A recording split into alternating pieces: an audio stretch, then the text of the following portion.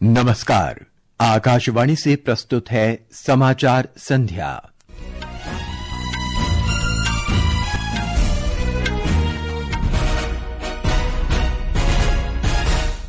प्रधानमंत्री नरेंद्र मोदी ने तमिलनाडु में पाम्बन वर्टिकल लिफ्ट सी ब्रिज का शुभारंभ किया और 8,300 करोड़ रुपए की लागत वाली रेल और सड़क परियोजनाओं की आधारशिला रखी। प्रधानमंत्री ने कहा, सरकार ने देश के चारों कोनों को जोड़ने के लिए बुनियादी ढांचे को मजबूत करने के लिए समर्पित प्रयास किए। राष्ट्रपति द्रौपदी मुर्मू पुर्तगाल और स्लोवाकिया की यात्रा पर रवाना। Sand artist Sudarshan Patnaik England में प्रतिष्ठित फ्रेड डॉरिंगटन सैंड मास्टर पुरस्कार प्राप्त करने वाले पहले भारतीय। मौसम विभाग ने अगले 4 से 5 दिनों के दौरान उत्तर पश्चिम भारत में भीषण गर्मी की आशंका जताई। और आईपीएल क्रिकेट में हैदराबाद में सनराइजर्स हैदराबाद के साथ मैच में गुजरात टाइटंस टॉस जीतकर गेंदबाजी कर रहा है। समाचार संध्या के साथ मैं नवीन सक्सेना। प्रधानमंत्री नरेंद्र मोदी ने कहा है कि देश के चारों कोनों को जोड़ने के लिए पिछले 10 साल में सरकार ने देश में बुनियादी ढांचे को मजबूत करने के कई प्रयास किए हैं। तमिलनाडु के पाम्बन में वर्टिकल लिफ्ट समुद्री सेतु का शुभारंभ और 8,300 करोड़ रुपए की परियोजनाओं की आधारशिला रखने के बाद रामेश्वरम में श्री मोदी ने कहा कि तमिलनाडु के विकास ने राष्ट्र के विकास में योगदान दिया है। वर्टिकल लिफ्ट समुद्री सेतु को 20वीं सदी का आश्चर्य बताते हुए उन्होंने इंजीनियरों को बधाई दी है। इससे व्यापार, पर्यटन और कारोबार में सरलता आएगी और लोगों को रोजगार मिलेगा।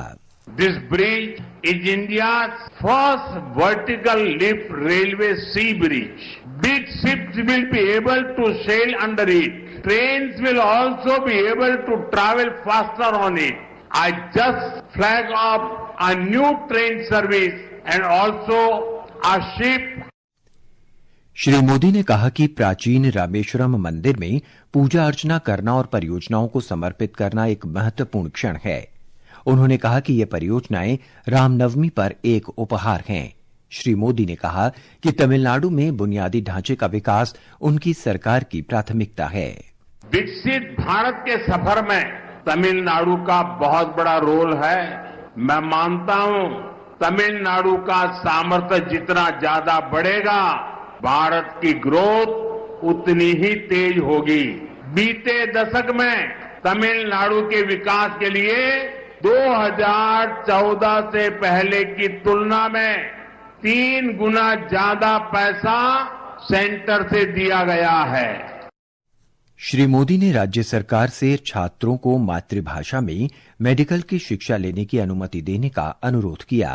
देश भर में कई राज्यों ने मातृभाषा में डॉक्टरी की शिक्षा आरंभ की है। अब गरीब से गरीब माँ का बेटा बेटी भी जिसने अंग्रेजी नहीं पढ़ी है, वो भी डॉक्टर बन सकते हैं। मैं भी तमिलनाडु सरकार से आग्रह करूंगा कि वे तमिल भाषा में डॉक्टरी के कोर्सेज चालू करें ताकि गरीब माँ के बेटे बेटी भी डॉक्टर बन सके।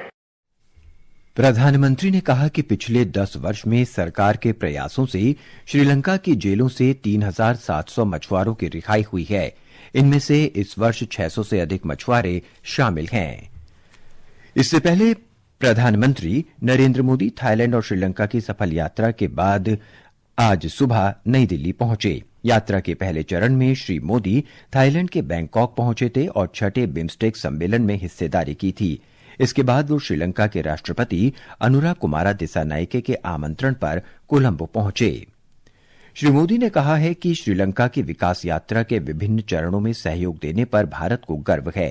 श्री मोदी ने श्रीलंका यात्रा के दौरान मिले गर्मजोशी भरे स्वागत के लिए श्रीलंका के राष्ट्रपति और लोगों का आभार व्यक्त किया है। प्रधानमंत्री नरेंद्र मोदी ने आज श्रीलंका की अपनी 3 दिवसीय राजकीय यात्रा का समापन पवित्र जय श्री महाबोधि मंदिर में प्रार्थना के साथ किया। इसके बाद उन्होंने राष्ट्रपति अनुरा कुमारा दिसानायका के साथ भारत समर्थित माहो ओमानथाई रेलवे लाइन का संयुक्त रूप से उद्घाटन किया। ये यात्रा रक्षा, ऊर्जा, संपर्क और डिजिटल अवसंरचना सहित विभिन्न क्षेत्रों में भारत श्रीलंका संबंधों को और गहराई देने वाली साबित हुई है। इससे पहले कल प्रधानमंत्री मोदी और राष्ट्रपति दिसानायका के बीच व्यापक वार्ता हुई। ये यात्रा दोनों दोनों देशों की जनता के बीच हजारों वर्षों से चले आ रहे सांस्कृतिक संबंधों को भी सुदृढ़ करने वाली रही, जिसे प्रधानमंत्री की तमिल नेताओं से मुलाकात और पवित्र नगर अनुराधापुरा की यात्रा ने विशेष रूप से रेखांकित किया है। मित्रता और सम्मान के प्रतीक के रूप में प्रधानमंत्री मोदी को श्रीलंका मित्र विभूषण सम्मान से नवाजा गया। अहमद मोइन फारूकी, आकाशवाणी समाचार, कोलंबो। राष्ट्रपति द्रौपदी मुर्मू आज पुर्तगाल और स्लोवाकिया की 4 दिन की यात्रा पर रवाना हुई। वो पुर्तगाल के राष्ट्रपति मार्सेलो रेबेलो डी मूसा के साथ भेंट करेंगी और शिष्टमंडल स्तर की वार्ता करेंगी। राष्ट्रपति पुर्तगाल के प्रधानमंत्री लुइस मोंटेनेग्रो और संसद के अध्यक्ष से भी मुलाकात करेंगी। राष्ट्रपति स्लोवाकिया के राष्ट्रपति पीटर पेलेग्रिनी और प्रधानमंत्री रॉबर्ट फिको के साथ द्विपक्षीय बैठकें भी करेंगी। एक रिपोर्ट।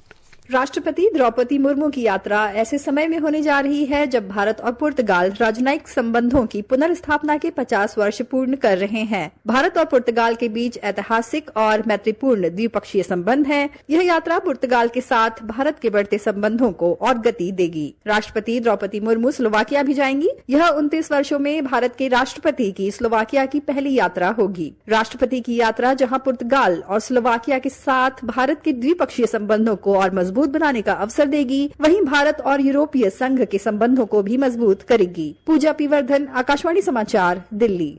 ये समाचार आकाशवाणी से प्रसारित किए जा रहे हैं।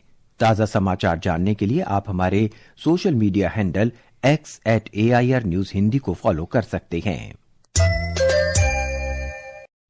ये आकाशवाणी है।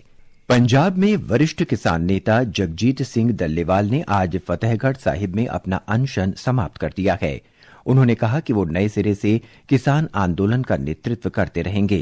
वो नवंबर 2024 से किसानों के लिए न्यूनतम समर्थन मूल्य MSP पर कानूनी गारंटी सहित अन्य मांगों को पूरा करवाने के लिए अनशन पर थे।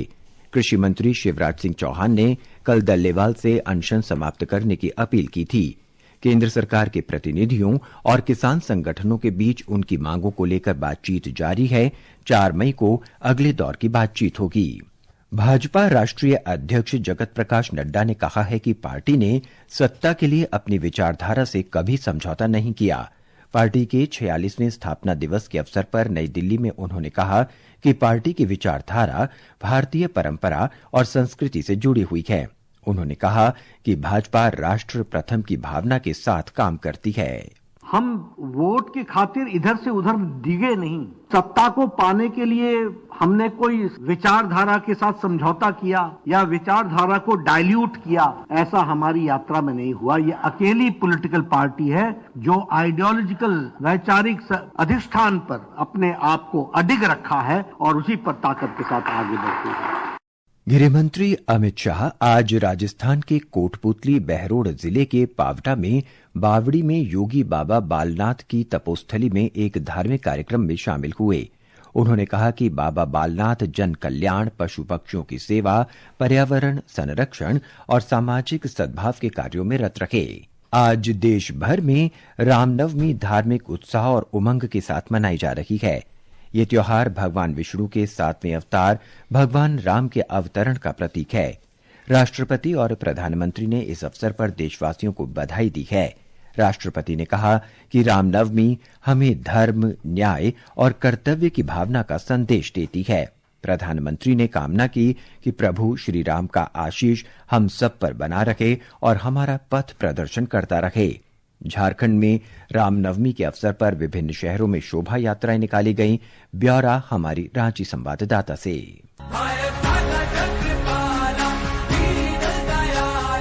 नन्हे हाथों में तलवारें और लाठियां लेकर झारखंड की राजधानी रांची में निकाली गई रामनवमी की शोभा यात्रा जय श्री राम और जय हनुमान के नारों से गूंज उठी है। वहीं हजारीबाग जिले में घोड़ों और रथों के साथ निकाली गई रामनवमी की शोभा यात्रा में आर्ष कन्या गुरुकुल की नन्ही लड़कियों ने तलवारबाजी और लाठियों के करतब भी दिखाए हैं। रामनवमी की शोभा यात्रा देखने के लिए लोग अपने अपने घरों से उमड़ पड़े। इधर मुख्यमंत्री हेमंत सोरेन और उनकी पत्नी कल्पना सोरेन ने आज रांची के तपोवन मंदिर में जाकर भगवान श्री राम की पूजा अर्चना की। शिल्पी, आकाशवाणी समाचार, रांची।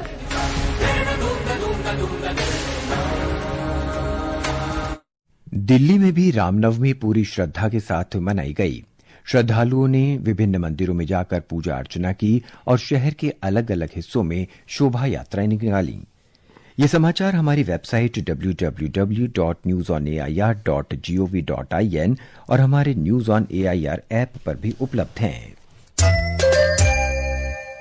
समाचार संध्या में आपका फिर स्वागत है। प्रसिद्ध भारतीय सैंड आर्टिस्ट सुदर्शन पटनायक प्रतिष्ठित फ्रेड डॉरिंगटन बालू मास्टर पुरस्कार प्राप्त करने वाले पहले भारतीय बन गए हैं। ये पुरस्कार उन्हें रेत पर कला में उत्कृष्ट योगदान के लिए दिया गया है। एक रिपोर्ट। ओडिशा के पद्मश्री पुरस्कार विजेता सुदर्शन पटनायक ने 65 से ज्यादा अंतर्राष्ट्रीय रेत कला उत्सवों और चैंपियनशिप में हिस्सा लिया है। आध्यात्मिक विषयों को अक्सर सामाजिक संदेशों के साथ मिलाकर बनाए गए उनके काम ने उन्हें व्यापक पहचान दिलाई है, लेकिन वेमाउथ पुरस्कार ने उन्हें एक नई ऊंचाई तक पहुंचाया है। लॉर्ड मूर पार्क में सैंड वर्ल्ड प्रदर्शनी सिर्फ रेत और पानी का इस्तेमाल करके बनाई गई अपनी विशाल विस्तृत रेत की मूर्तियों के लिए जानी जाती है और इसमें दुनिया भर के कलाकारों की कलाकृतियां शामिल हैं। लेकिन इस वर्ष रेत पर उकेरा गया भारत का ये शांति संदेश गहरी छाप छोड़ रहा है। समाचार कक्ष से शिव प्रकाश मिश्र। लोकसभा अध्यक्ष ओम बिरला ने कहा है कि भारतीय संविधान की भावना सभी नागरिकों के साथ समान व्यवहार करने, समान अवसर उपलब्ध कराने और प्रगति की मुख्य धारा में समाज के वंचित तथा पिछड़े वर्गों को सम्मिलित करने की है। श्री बिरला ने आज उज्बेकिस्तान के ताशकंद में अंतर संसदीय संघ की 150वीं सभा में ये बात कही।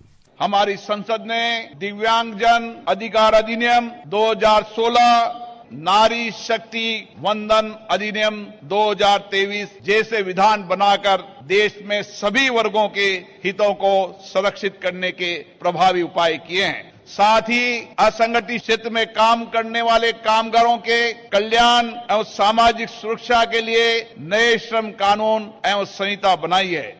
मौसम विभाग ने अगले 4 से 5 दिनों के दौरान गुजरात, राजस्थान, हरियाणा, चंडीगढ़, दिल्ली और पंजाब में लू चलने का पूर्वानुमान लगाया है। ब्यौरा हमारे संवाददाता से। मौसम विभाग के अनुसार अगले 3 से 4 दिनों के दौरान उत्तर पश्चिम भारत, मध्य भारत, दक्षिण प्रायद्वीपीय भारत और महाराष्ट्र में अधिकतम तापमान 2 से 4 डिग्री सेल्सियस तक बढ़ने की संभावना है। इस बीच मौसम विभाग ने इस महीने की 10 तारीख तक पूर्वी भारत में गरज और बिजली के साथ बारिश की संभावना व्यक्त की है। आज तमिलनाडु, पुडुचेरी, कराईकल, केरल और माहे में भारी बारिश का अनुमान है। आईएमडी के अनुसार अगले 5 दिनों के दौरान तटीय आंध्र प्रदेश, यनम और कर्नाटक के साथ साथ पूर्वी और पूर्वोत्तर भारत में गरज, बिजली और 50 किलोमीटर प्रति घंटे की रफ्तार तक तेज हवाओं के साथ हल्की से मध्यम बारिश का भी अनुमान है। अगले 6 से 7 दिनों के दौरान अंडमान और निकोबार द्वीप समूह में भी इसी तरह का मौसम रहने की उम्मीद है। आदर्श के साथ सकलैन अख्तर, आकाशवाणी समाचार, दिल्ली। आईपीएल क्रिकेट में सनराइजर्स हैदराबाद और गुजरात टाइटंस के बीच मुकाबला जारी है। ताजा समाचार मिलने तक हैदराबाद ने 18 ओवर में 6 विकेट पर 132 रन बना लिए हैं। अंत में मुख्य समाचार एक बार फिर। ओडिशा के पद्मश्री पुरस्कार। प्रधानमंत्री नरेंद्र मोदी ने तमिलनाडु में पाम्बन वर्टिकल लिफ्ट सी ब्रिज का शुभारंभ किया और 8,300 करोड़ रुपए की लागत वाली रेल और सड़क परियोजनाओं की आधारशिला रखी। प्रधानमंत्री ने कहा, सरकार ने देश के चारों कोनों को जोड़ने के लिए बुनियादी ढांचे को मजबूत करने के लिए समर्पित प्रयास किए। राष्ट्रपति द्रौपदी मुर्मू पुर्तगाल और स्लोवाकिया की यात्रा पर रवाना। मौसम विभाग ने अगले 4 से 5 दिनों के दौरान उत्तर पश्चिम भारत में भीषण गर्मी की आशंका जताई। आईपीएल क्रिकेट में हैदराबाद में सनराइजर्स हैदराबाद के साथ मैच में गुजरात टाइटंस टॉस जीतकर गेंदबाजी कर रहा है। इसके साथ ही समाचार संध्या का ये अंक समाप्त हुआ। नमस्कार।